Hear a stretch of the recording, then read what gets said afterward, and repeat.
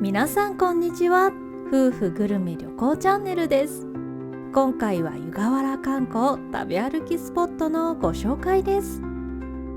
この動画ではおすすめの観光地だけでなく美味しいグルメも合わせてご紹介していますので、日帰りで湯河原に遊びに行く際や湯河原で温泉旅行をする際などにお役立ちいただけるかと思います。まずは湯河原駅からタクシーに乗って万葉公園へ。万葉公園へすぐ向かいたいところですが、ここで早速寄り道です。寄り道は万葉公園の通りを挟んだ向かいにある小梅堂という老舗和菓子屋。以前宿泊した藤屋旅館でお茶菓子として出していただき、とっても美味しかったのでもう一度食べたいと思っていたお店だったんです。1910年の明治時代創業で、確かにとても歴史と趣のある外観ですよね。こちらの名物はきび餅なのですが、私たちの求めているものは他にあるんです。後ほどご紹介します。美味しいお菓子を持っていざ万葉公園へ。万葉公園は豊かな森と泉の美しい自然を満喫できる公園です。公園内には万葉集の中でただ一つ出湯を詠んだ歌碑国北独歩の碑があったり、狸を祀った利福神社があったり、また湯河原温泉が歌に詠まれた万葉集に登場する80種ほどの草花が植えられていたりと、いろいろと見どころがあるんですよ。川のせせらぎを聞きながらの散策は癒されますよね。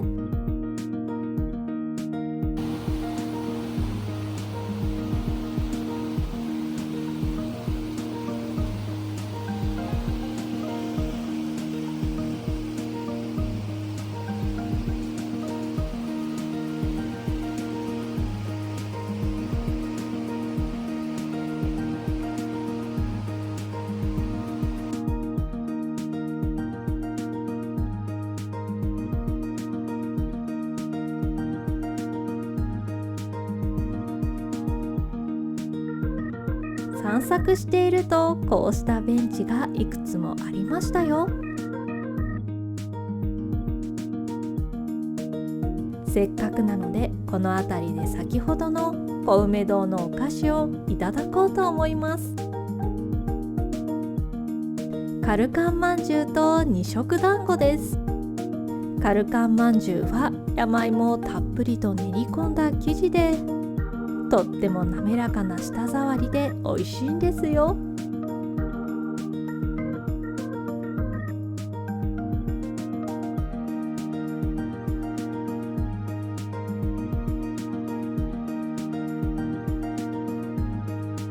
歩いていると日帰り温泉施設がありました。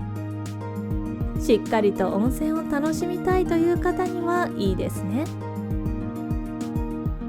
日帰り入浴施設小米の湯があるので、そちらを利用してみるのもいいかもしれません。歩いていると神社があったのでお参りすることに。びっくりしたのですが、こちらの手水舎、なんと温泉なんです。知らずに手に水をかけたら熱くてびっくり。ほら、湯気立っていますよね。こちらの神社は湯権現とされ、湯の守り神なのだそうですよ。この地域では古くから源泉と生命、健康を守ってくれると考えられているんですって。温泉の手水舎とは珍しいですよね。また温泉地ならではなのが足湯があること。温泉に足を浸しながら滝の音を聞くのも気持ちがいいし、少し歩き疲れた足を癒すのも気持ちがいいです。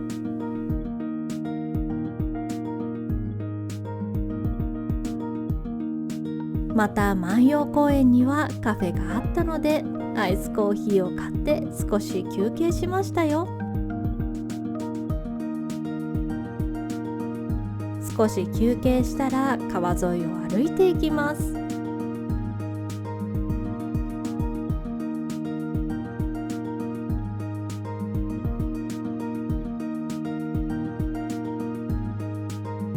そして次に向かったのはお土産におすすめのお店、和菓子処ミラクアンです。こちらのお店は神奈川県指定銘菓のみかんもなかのお店なんですよ。また店先には特徴的なものがありました。初代が国鉄マンだったことから長年神社を研究し、芥川龍之介トロッコのモデルになったと言われる神社を復元して展示されているんです。神社というのは小田原熱海間を人が押して走っていたんだそう。それってすごすぎません？翌日夫と2人でおやつにいただきました。みかんもなかは一包みにみかんを輪切りにした形のもなかが2個入っていて、大切な人と2人で分け合って食べてほしいという願いから生まれた仲良しもなかなんですって。お友達やカップルご夫婦でいらして一緒にいただくのも旅の良い思い出になりますね。マーマレード入りの白あんでさっぱりした爽やかなお味です。また栗まんじゅうも美味しかったですよ。そして次に向かったのは福泉寺。こちらの見どころは何といっても約300年前に作られた陶製の大仏です。肩から上だけの珍しい陶製の釈迦像は名古屋城主徳川光友公が亡き母を弔うために作ったと言われています。高さは約 2.5 メートル、とっても大きいのですが、不思議と慈愛に満ちた表情に感じられます。元は名古屋城内に安置されていたんですって。戦後福泉寺に奉納されたそう。名古屋から湯河原までの間に胸から下のお姿はどこかへ行ってしまったのか、そもそもなかったのかはよくわかりませんでした。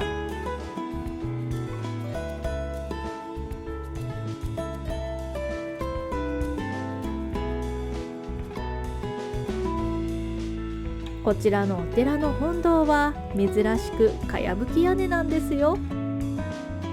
古寺の歴史ある風格を漂わせていますよね。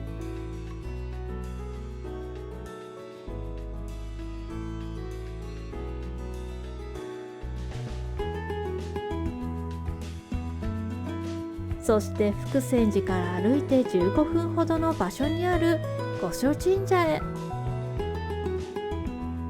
御所神社には天照大神をはじめとする9柱の御祭神が祀られています。湯の産砂神としても推敬されているそう。また土井実平が源頼朝の必勝祈願をしたという歴史もあるんですって。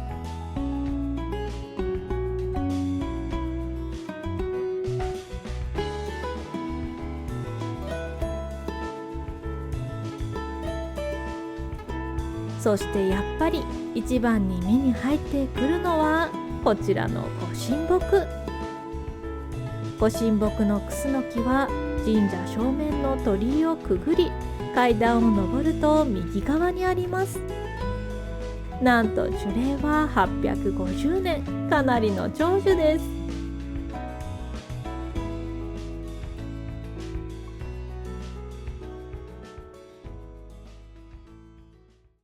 そうそう、ここの神社は七福神が全員揃っているんですよ。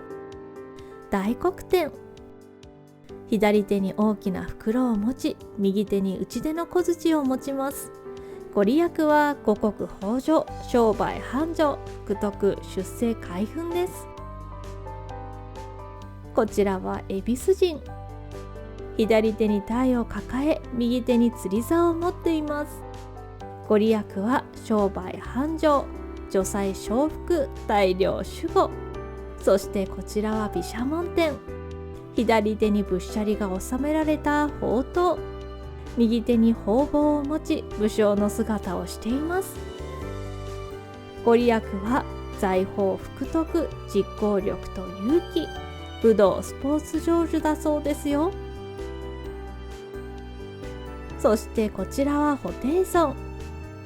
大きな袋を背負い太鼓腹をした僧侶の姿。ご利益は開運、家庭円満、夫婦円満、良縁千客万来だそうです。そしてこちらは弁財天。琵琶を持つ女神です。ご利益は諸芸能の神、福徳財運です。弁財天の上には美しい桜が咲いていました。そしてこちらは福禄寿。長い頭に長い顎ひげ、左手に宝珠を持ちます。ご利益は健康、仁徳、財運、幸福、寿命。そしてこちらは寿老人。長寿の神です。不老不死になるとされる霊薬が入っているひょうたんを運び、長寿のシンボル、不老長寿の桃を持ちます。ご利益は長寿、家庭円満、健康、幸福と財産と寿命の守護神です。参拝をしたらせっかくなので御朱印をいただくことにしました。こちらの御朱印は神社の御朱印と七福神の御朱印の2枚セットになっていました。そして湯河原駅にだいぶ近づいてきたのでこのまま帰ってもいいのですが、明日の朝食のパンを買おうとブレッド&サーカスへ。こちらのパン屋さんは7から8種の天然酵母を作り、パンの種類別に使用されているそうで、全粒粉と水で生地をこねパン種になるまで10日もかかっているとのことで、とっても手の込んだパンなんですよ。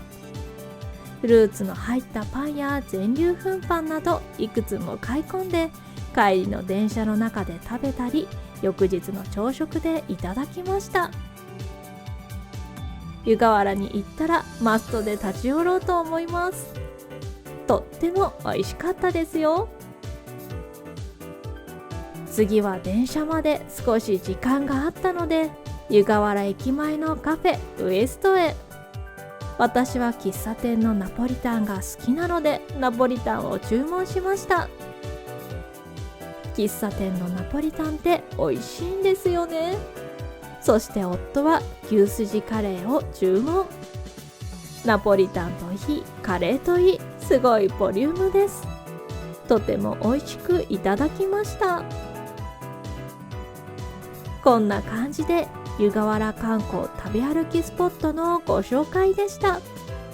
今後も様々なグルメや旅行をご紹介していきますので、ぜひチャンネル登録とグッドボタンよろしくお願いします。それではまた次の動画でお会いしましょう。ご視聴ありがとうございました。